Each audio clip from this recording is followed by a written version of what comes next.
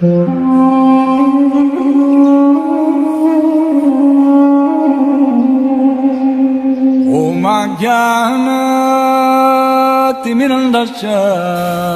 I am stressing. इति युक्त्वा अथ आरुहत स्वर्गं नारदः सह तुम्बुरुः युधिष्ठिरो वचस्तस्य हृदि कृत्वा अजहात शुच। हरे कृष्णा।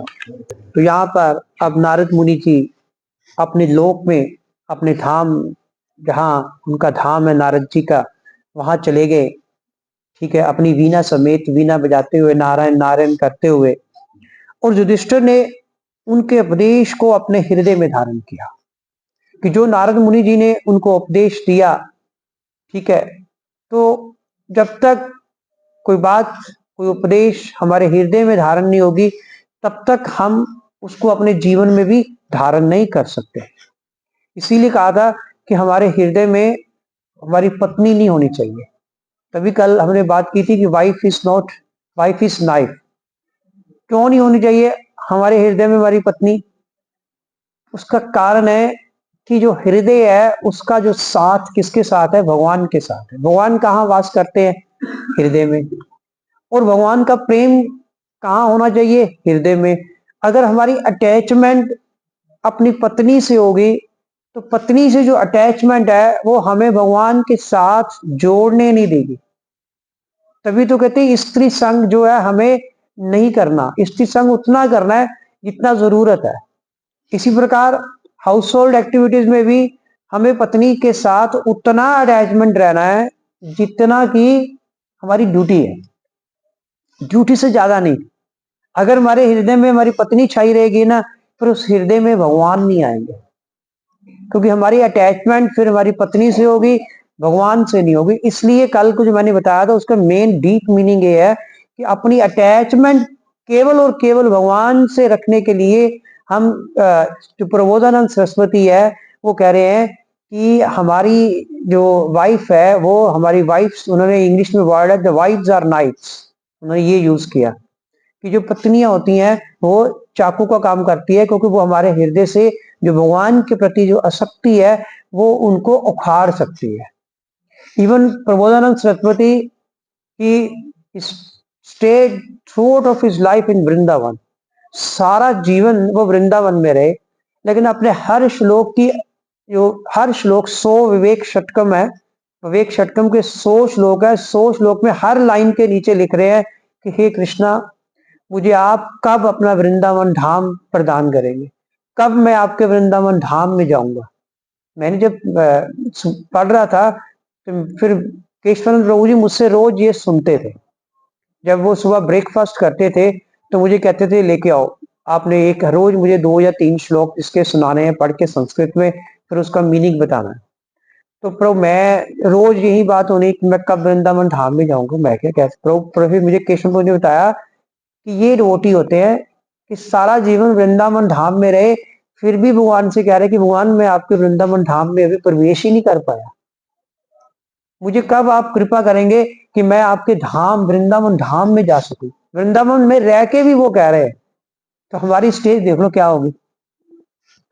तो हमें नारद जी जो है वो भी ऐसे ही उपदेश दे रहे हैं। नारद जी के उपदेश युधिष्ठिर महाराज ने अपने हृदय में धारण किए, क्योंकि हृदय में कौन है? भगवान कृष्ण है। फिर जो उपदेश है वहां से फिर हमारे जीवन में वो उतरेंगे। तो श्री नारद जी शाश्वत अंतरिक्ष पुरुष है। शाश्वत मीन आज भी है, आज भी वो जहां भी चाहे कहीं भी वो ट्रेवल कर सकते हैं नारद जी, जिन्हें भगवत कृपा से आध्यात्मिक शरीर प्राप्त हुआ है। नारद जी के पास जो शरीर है दैट इज आध्यात्मिक स्पिरिचुअल है।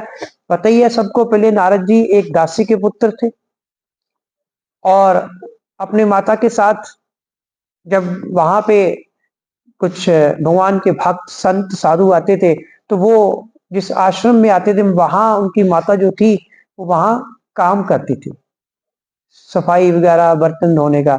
तो नारद जी भी अपनी 5 वर्ष के थे, अपनी मदर के साथ उनका हाथ जो थे वो बटाते थे। तो ऐसे क्या हुआ कि साधुओं की सेवा कर करके नारद जी पे ऐसी कृपा होगी कि भगवान ने फिर उन्हें कल्प में अगले कल्प में भगवान ने फिर उनको ये स्पिरिचुअल शरीर जो था वो प्रदान किया। वे बिना किसी प्रतिरोध के भौतिक तथा आध्यात्मिक दोनों ही जगतों के बाहर आकाश में विचरण कर सकते हैं, क्योंकि उनके पास स्पिरिचुअल शरीर है, आध्यात्मिक शरीर है। अब जिसके पास आध्यात्मिक शरीर है वो कहीं भी जा सकता है। अगर हमारे पास, हम लोग क्यों भक्ति कर रहे हैं? हम भक्ति इसीलिए कर रहे हैं कि हमारा ये शरीर जो है वो शुद्ध हो जाए, हम लोग प्योर हो जाए। अभी हमारी हमारी जो आत्मा है वो प्योर नहीं है। जब हम शुद्ध हो जाएंगे फिर तो हम कहीं भी जा सकते हैं, भगवान के धाम जा सकते हैं। तो इसको, अपने आप को शुद्ध करने के लिए हम लोग भगवान कृष्ण की भक्ति कर रहे हैं। तो नारद जी के पास तो ऑलरेडी ऐसा शरीर है, और देखते ही देखते दूर से दूर के किसी भी ग्रह में तत्क्षण पहुंच सकते हैं। वो तो ऐसे देखते देखते टाइम भी नहीं लगता उनको जाने में। दासी पुत्र के रूप में हम उनके विगत जीवन का वर्णन पहले ही कर चुके हैं, मैंने अभी बताया भी है। शुद्ध भक्तों की संगति करने से ही उन्हें शाश्वत अंतरिक्ष पुरुष का पद जो है वो प्राप्त हुआ था। अतएव उन्हें विचरण करने की स्वतंत्रता थी। कहते ये जो उनको शाश्वत अंतरिक्ष पुरुष का जो पद प्राप्त हुआ था वो भी शुद्ध भक्तों का संग करने से हुआ था। और हमें नारद मुनि के चरण चिन्हों पर चलने का प्रयास करना चाहिए। हमें भी यही करना है, हमें भी शुद्ध भक्तों का संग करना है, उनकी शिक्षाओं को, उनके उपदेशों को अपने में हृदय में धारण करके फिर हमें अपने जीवन में उनको अप्लाई करना, धारण करके फिर अप्लाई करना। महाराज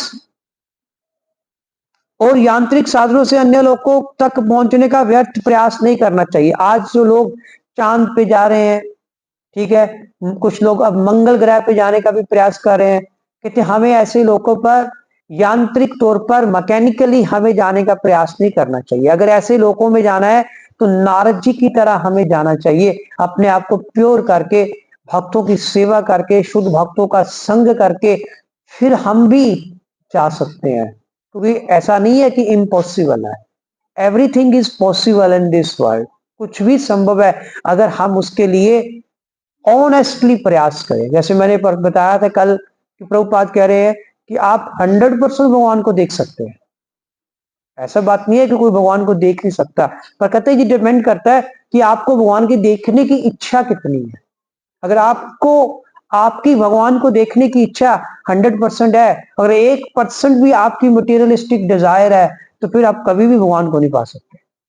तो हमारे हृदय से मटेरियलिस्टिक डिजायर्स जब तक है, हमें भगवान सामने दिखते हुए भी नहीं दिखेंगे। दुर्योधन को भगवान सामने थे, दुर्योधन के, लेकिन दुर्योधन को भगवान नहीं दिख रहे थे।